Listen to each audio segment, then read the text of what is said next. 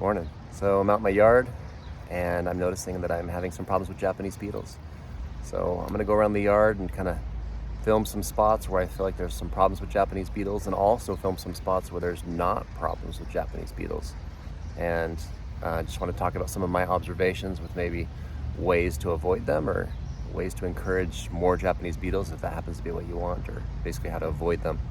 So let me know what you found in your garden. Feel free to chime in the comments. Thanks for joining me in the chaos. So, as I said, beetles just eating my leaves, just leaving behind the veins. I call this skeletonizing. So, long story short, made a little trap. My kids got on this, and it's been sitting overnight, so, the beetles are not doing too hot, but there's tons in here. And I made 3 of these for each of my kids so they could come out here and have a little contest to see who could trap the most beetles. But yeah, all you need is water, a little bit of soap, and the beetles just fall in, and the soap causes the water to coat their bodies. Since they breathe through their skin, they suffocate pretty quick, and you can just position these below, and they literally just fall right in. I mean, it's amazing these things are so prolific because they're so easy to kill. Literally just position that underneath, and they just all just fall right in.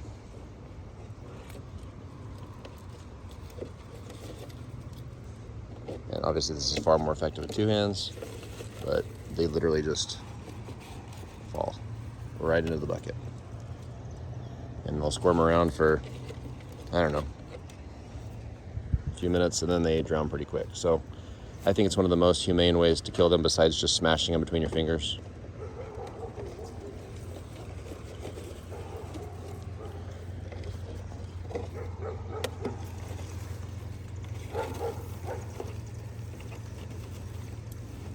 And it's amazing how many you can catch just by putting this underneath them and just kind of shaking the branches, and they just all kind of fall in.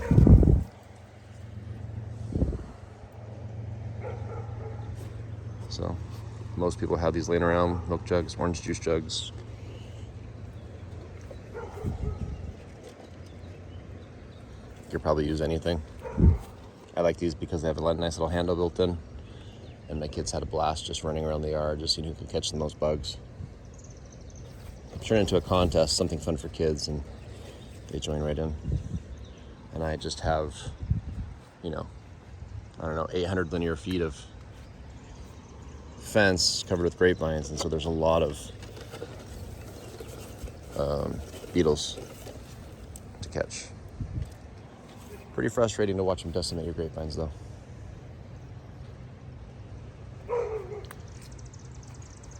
I'm realizing too that they do other things besides grapevines.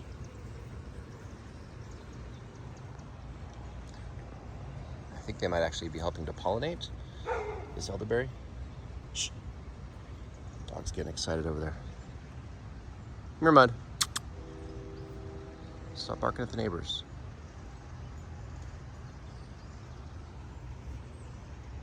Yeah, they're crawling all over these elderberry flowers.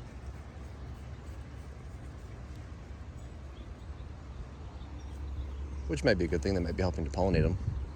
My guess is they're probably just eating the flowers. Flowers are actually pretty good, so I can't really blame them.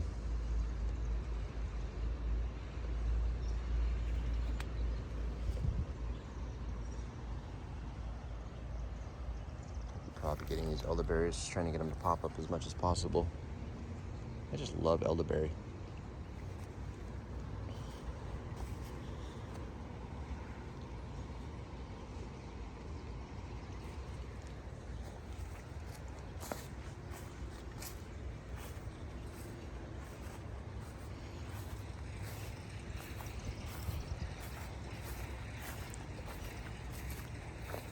It's crazy how fast these beetles will take out leaves. Ooh, the grapevine beetle over here. To look how fat this thing is. I don't know if I can get the camera to focus on it. This thing's humongous.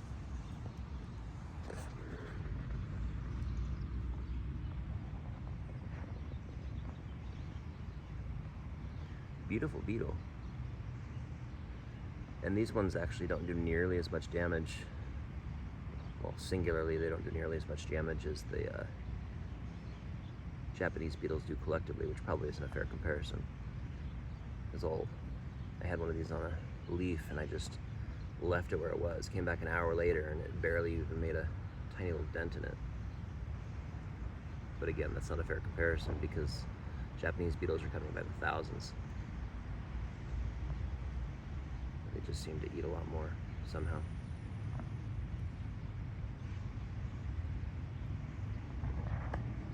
See if I can catch this thing.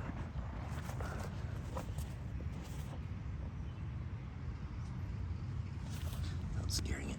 Come here, buddy. I'm not gonna hurt you.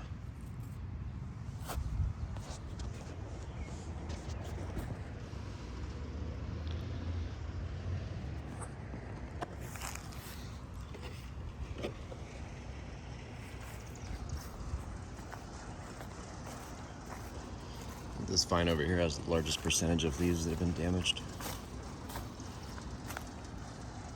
That's just covered.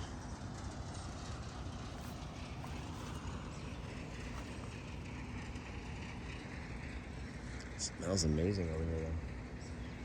I think it's the trumpet vines over here. I have all these trumpet vines towering on this fence right here. These have delicious nectar in them. Hummingbirds just flock to them. I think that smell might actually be attracting the beetles, and then they just prefer the grapevines and just decimate them.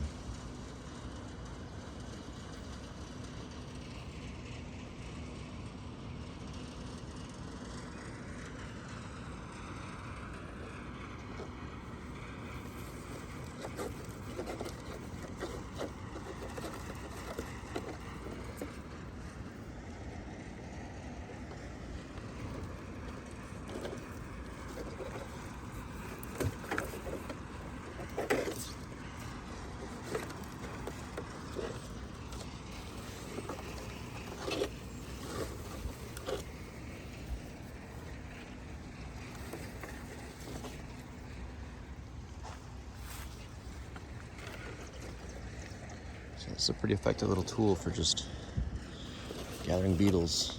Just effortlessly just put it up there and shake it. You can do one in each hand. So once I get rid of this camera, I'm going to grab another one of these and just go in here and catch as many as I want.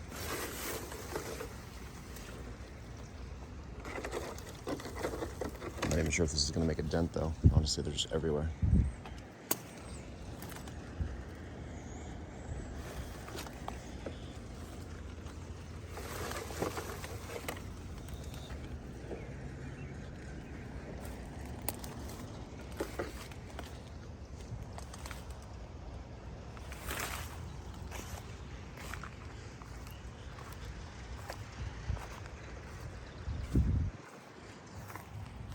Grapevines. Glad they're not touching my blackberries. They seem to prefer the grapevines. And they don't even prefer my Concords. They prefer the Riparian grapes, which is maybe a good thing. I personally love Riparian grapes. They're a little sour, but I love that flavor that, it's hard to explain. It's almost like a, have you ever had Warheads? Not even that sour though, like Sour Patch Kids? Yeah, more like Sour Patch Kids. It's like a Sour Patch Kid grape flavor. So I think they're delicious. You can actually mix them with other grape varieties to get some pretty good flavored juice.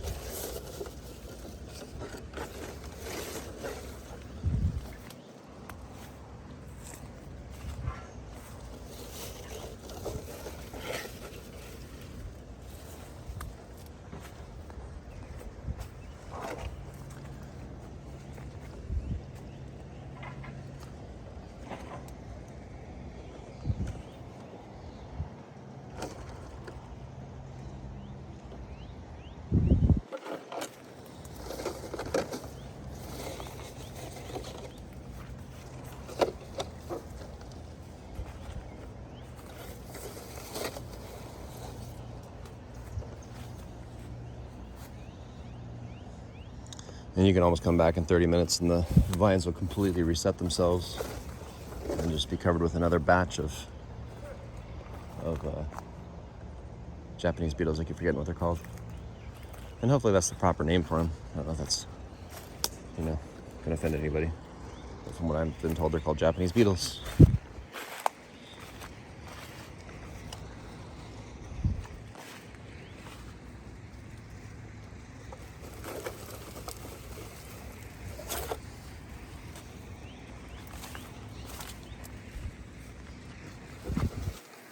Ton buried in here, so if I can get my arms in there. If you're scared of bugs, this might be a little bit terrifying for you. Oh, cool. This guy just landed. Grapevine beetle. Beetles are beautiful, though. I don't really mind them. They're humongous, though. He's almost as big as my hand.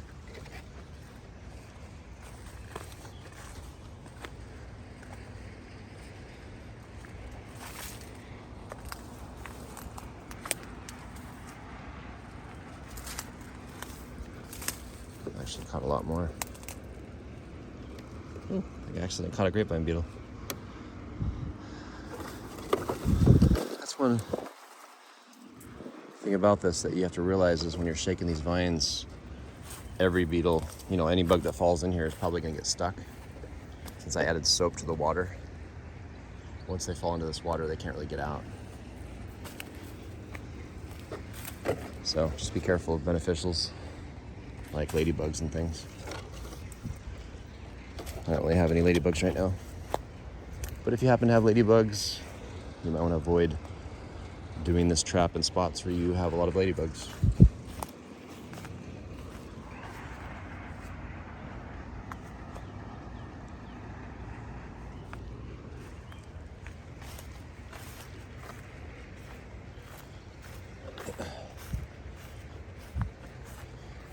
Hey, they haven't hit this grapevine yet. I'm just gonna kind of walk the perimeter.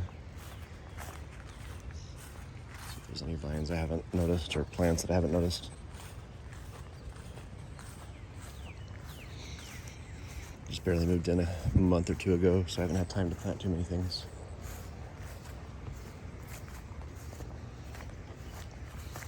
I don't seem to be touching my melons.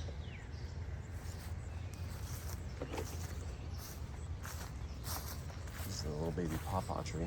Doesn't seem to be doing too hot. More melons, more melons. Watermelons. Elderberry.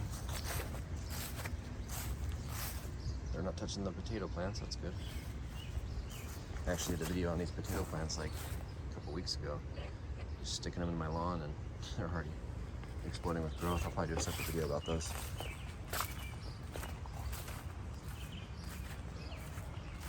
This is a Concord seedless, and they haven't touched it at all, which makes me happy.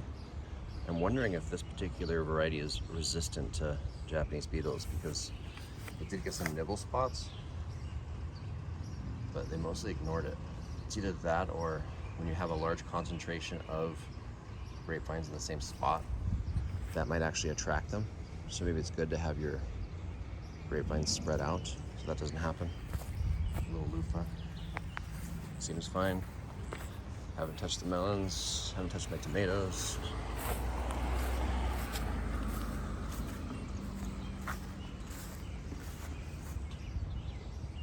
Yeah, they're not touching the melons, it's good.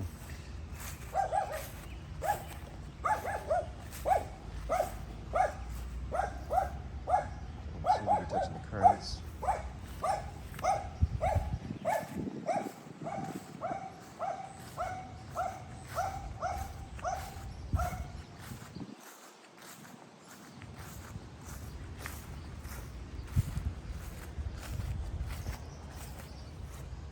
Cool. Yep, seems like they're only targeting my grapevines. There's a few wild grapevines that are popping up right here. I put sticks to mark them so I don't run them over with the lawnmower.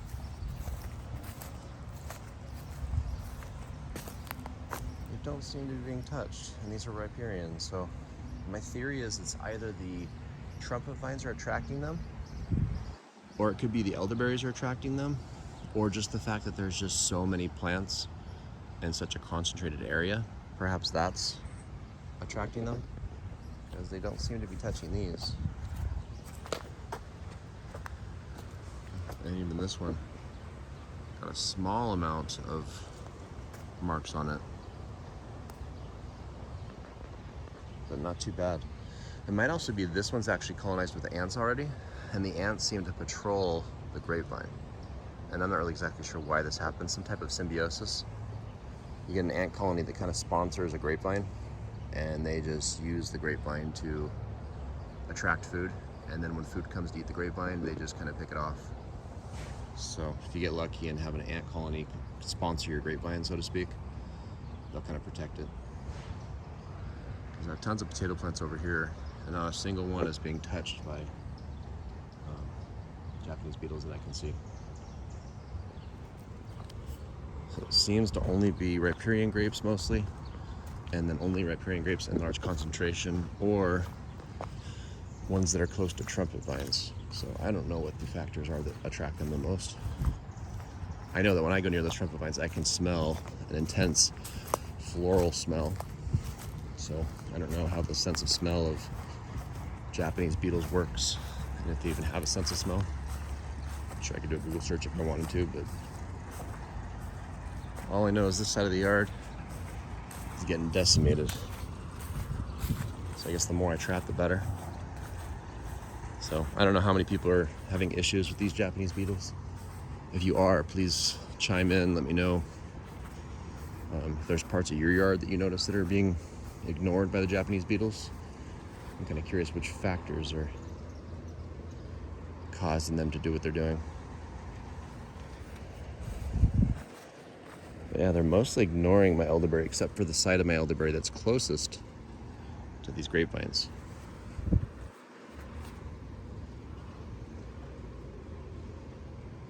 So I guess your guess is as good as mine, but those are the factors that I've noticed. I did notice that there are some honeysuckle back here, and the honeysuckle again are very fragrant as well. So maybe the smell of honeysuckle is attracting them. So maybe a reason to not have honeysuckles. Anyway, let me know what you've discovered. Thanks for joining me in the chaos.